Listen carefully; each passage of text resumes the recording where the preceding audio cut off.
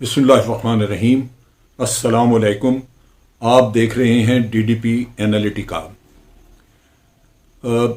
अभी आपने देखा कि हमारी अदालत उस्मा में फ़ैसला हुआ जस्टिस काजी ईसा के केस का, और उस केस के बाद कुछ चीज़ें चल निकली, कुछ क्रिटिसिज्म, कुछ और भी। और इसी असना में हमें पता चला कि शौकत अजीज़ साहब, जो कि किसी वक्त में इस्लामाबाद हाई कोर्ट के जज थे, उनकी भी वो एक उन्होंने सुप्रीम जुडिशल काउंसिल के फ़ैसले के ख़िलाफ़ एक अपील की हुई है, और गालिबन वो भी इन्हीं दिनों में सुनी जाएगी। और अपील के दौरान फ़ैसला होगा, क्योंकि ये पहले तो ये देखना होगा कि क्या अपील सुप्रीम जुडिशल काउंसिल के फ़ैसले के ख़िलाफ़ कोई अपील सुनी भी जा सकती है या नहीं। मैंने जो कानूनी माहिरीन से पता किया तो उनके कहने के मुताबिक तो ये सुनी नहीं जा सकती। सुप्रीम जुडिशल काउंसिल जो है वो एक सुप्रीम बॉडी है और उसके फैसलों को चैलेंज नहीं किया जा सकता। बहरसूरत कानूनी मसला है, लेकिन हम ज़रा अगर पीछे देखें तो हमें ये ज़हन में रखना चाहिए कि जो लोग बात करते हैं वो तो यही कहते हैं कि कानूनी पोजीशन कुछ भी हो, लेकिन आप अपनी अदालतों से कोई भी फ़ैसला तवक्को कर सकते हैं जो कि जिसको सूट करे। अब इन हालात में शौकत अजीज़ साहब के बारे में माहौल क्या है? इनको सुप्रीम जुडिशल काउंसिल ने डिसमिस किया था, इनको जॉब से निकाल दिया गया था, और ये अदालत को छोड़ के फिर अपनी वकालत की तरफ आ गए। ये वो हजरत हैं जो कि हाई कोर्ट के, इस्लामाबाद हाई कोर्ट के जज बने, और आपको याद होगा कि एक इंतहाई करप्ट जज जो कि चीफ जस्टिस बन गया था, और उसने बड़ी तबाही फेरी हमारी अदालतों की और मुख्तलिफ अदारों की, वो हैं जस्टिस चौधरी, इफ्तिखार चौधरी।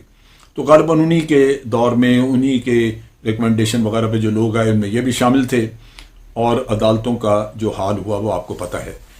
अब इनके बारे में एक और चीज़ जो उन दिनों देखी, जिस वक्त मुमताज़ कादरी का केस चल रहा था और वो अदालत में आ जा रहा था, तो उनकी एक तस्वीर आई थी ख़ास तौर पे जो कि मुमताज़ कादरी का मुंह चूम रहे हैं।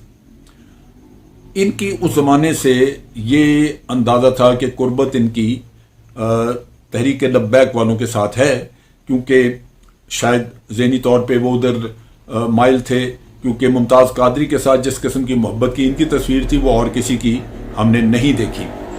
इसके अलावा आपने देखा कि सदीकी फैमिली PMLN के बड़े करीब लोग थे, और वो हो सकता है कि उनका इनके जज बनने में कोई हाथ हो या ना हो, लेकिन एक रिश्तेदारी और उससे PMLN की कुर्बत का भी एक अंदाज़ा होता था। लिहाजा जब ये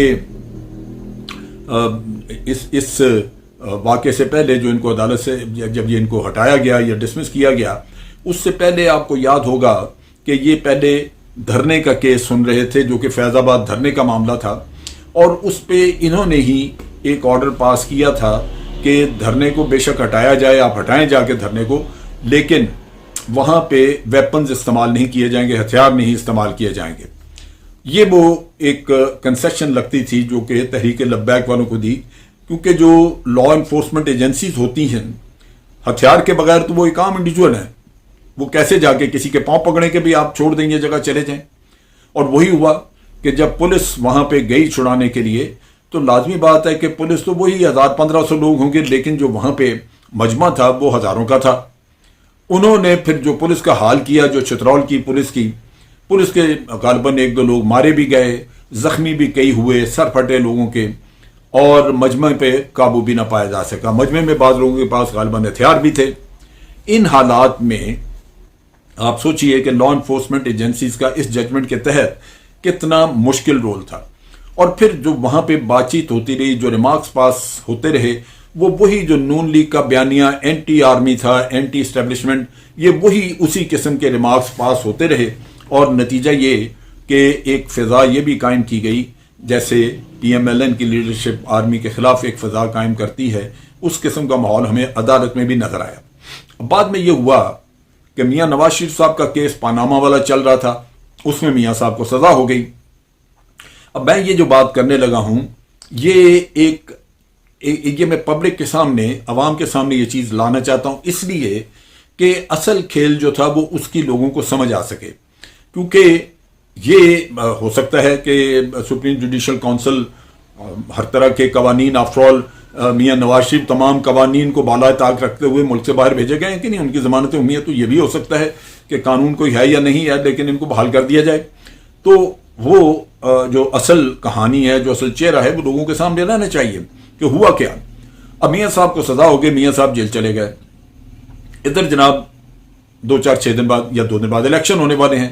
جب الیکشن سے پہلے ایک خاص پلان کے تحت راولپنڈی بار کو کہا گیا، بار کونسل کو، کہ آپ ایک میٹنگ اٹینڈ کرائیں، ایک میٹنگ ارینج کریں، ایک جس میں کہ شوکت عزیز صاحب آ کے تقریر کریں گے، ایڈریس کریں گے. اور یہ ایک مانا وہ اصول ہے کہ آپ جب بار میں آ کے تقریر کر رہے ہیں تو بار کے مسائل ہیں ان کے بارے میں بات ہوگی، قوانین کے بارے میں بات ہوگی. لیکن وہاں جو بات ہوئی وہ کچھ مختلف تھی. بات یہ کی گئی کہ ہمیں جو ہمارا عدالتی نظام ہے اس کے اوپر بڑا پریشر ہے، اور انٹیلیجنس کی طرف اشارہ کیا گیا اور ISI کی طرف اشارہ کیا گیا کہ یہ لوگ آ کے مجبور کرتے ہیں ہمیں کہ فلاں جج کو بٹھائیں، فلاں کو نہ بٹھائیں، فلاں سنیں، فلاں نہ سنیں. نیچرلی یہ کوئی چیف جسٹس تو نہیں تھے کہ ان کو یہ کہا جاتا کہ آپ جو بینچ بنا رہے ہیں اس میں یہ ہونا چاہیے، یہ نہیں ہونا چاہیے. وہ تو چیف جسٹس کو جا کے کہا جاتا. یہ تو ایک جج تھے وہاں پہ. لیکن وہ کیسے ہوا، ان کو کس نے کہا، یہ بالکل ایک کہانی تھی جس کا کوئی آگے وضاحت نہیں مل سکی. اب چیز یہ ہے کہ یہاں پہ انہوں نے جو یہ ساری بات چیت کی وہ کیوں کی، اس کے پیچھے 2 عوامل تھے، اور یہی وہ میں بات کر رہا ہوں کہ اصل سازش یہ ہے، اصل کہانی یہ تھی. 2 عوامل یہ تھے کہ ایک تو میاں صاحب کو جو سزا ہوئی ہے اس کے بارے میں یہ شکوک و شبہات عوام میں پیدا کر دیے جائیں کہ میاں صاحب تو بے گناہ ہیں. وہ پاناما کے جو کیس، جو مال کھا گئے، جو اپارٹمنٹ بنے، جو حدیبیہ کیس تھا، وہ اس کو بھول جائیں. لیکن یہ جو فیصلے ہیں یہ عدالت نہیں کرتی بلکہ انٹیلیجنس جو ہے وہ کرواتی ہے. لہذا ان کی سزا کو مشکوک بنا دیا جائے اور یہ امپریشن دیا جائے کہ میاں صاحب انتہائی مظلوم آدمی ہیں. دوسری طرف یہی وہ بیانیہ تھا جو کہ استعمال کیا گیا کہ الیکشن آ رہے ہیں اور اس وقت ایک سمپتھی کریٹ کی جائے تاکہ سمپتھی ووٹ اس پارٹی کو مل سکے اور یہ الیکشن جی سکے، ان کو الیکشن میں فائدہ ہو. ورنہ تو الیکشن میں نقصان ہو رہا تھا کہ جناب آپ کا ٹاپ لیڈر جو ہے وہ کرپشن میں سزا پا رہا ہے. لیکن آپ کو فائدہ ہو جائے کہ اگر یہ ثابت کر دیا جائے کہ یا یہ ایک جج اٹھ کے یہ کہہ دے کہ جناب فیصلے جو ہیں وہ آزادانہ نہیں بلکہ اوپر سے فورس کیے جاتے ہیں. اور دوسرا وہ امپریشن یہ کریٹ کر دے کہ میاں صاحب بالکل بے گناہ ہیں. تو لازمی بات ہے کہ منہ سے یہ تو نہیں کہنا کہ وہ بے گناہ ہے، لیکن آپ نے ایک امپریشن کریٹ کر دیا کہ فیصلے ہم سے اس طرح کروائے جا رہے ہیں. نتیجہ یہ کہ وہ ایک سمپتھی ووٹ والا ارینجمنٹ بھی ہو گیا. اسے ہم کہتے ہیں پری پول ریگنگ، کہ الیکشن سے پہلے آپ نے ایک ریگنگ کی آفیشلی، آپ اپنی آفیشل کیپیسٹی میں بیٹھ کے یہ بات کر رہے ہیں. اب چیز یہ ہے کہ اگر کسی نے عدالت کو یا ان کو اپروچ کیا تھا کسی ایسی چیز کے لیے، تو پہلی بات تو یہ کہ انہوں نے اس پہ عمل ہی نہیں کیا. جب انہوں نے مانی نہیں بقول ان کے، اگر انہوں نے وہ بات نہیں مانی تو وہ قصہ ختم. لیکن آپ پھر بھی چیف جسٹس کو ایک چٹھی لکھ سکتے تھے جس میں آپ یہ کہہ سکتے تھے کہ جی فلاں شخص نے مجھے آگے اپروچ کیا، وہ یہ کہہ رہا تھا، وہ مانگ رہا تھا. لہذا چیف جسٹس جو ہے وہ ادارے کو خط لکھے، ادارے کو کہے کہ اس کے خلاف ایکشن کریں، یا ادارے کو کہے کہ اس آدمی کو پروڈیوس کریں تاکہ اس کے خلاف عدالت اپنا ایکشن کرے. تو وہ کوئی لیگل شکل نظر آتی، لیکن آپ نے وہ تو کیا نہیں. تو اس سے صاف ظاہر ہے کہ آپ کی نیت یا آپ کی سوچ ادھر نہیں تھی، آپ کچھ اور مقاصد تھے جو حاصل کرنا چاہتے تھے. اب چیز یہ ہے کہ اگر آپ کے ریمارکس، آپ کی بات چیت، آپ کے کانڈکٹ، اس سب چیزوں سے آپ کے سیاسی عزائم سامنے نظر آئیں، وہ ظاہر ہوں، یا آپ کی سیاسی وابستگی کا کچھ اندازہ ہو، تو آپ کیسے فیصلے کر سکتے ہیں؟ کیسے ہو سکتا ہے کہ آپ ایک جج کے طور پہ انصاف دے دیں؟ یہ بڑا مشکل ہے. لہذا میں یہ نہیں کہتا کہ جو ہماری عدالت ہے یا سپریم کورٹ ہے یا سپریم جوڈیشل کونسل ہے وہ ان کے بارے میں کیا فیصلہ کرے، وہ ایک الگ ایشو ہے. وہ انہوں نے فیصلہ کرنا ہے، ان کے سامنے جو قوائف آئیں گے، جو ان کے سامنے حقائق رکھے جائیں گے، وہ تو اس کی روشنی میں فیصلہ کریں گے.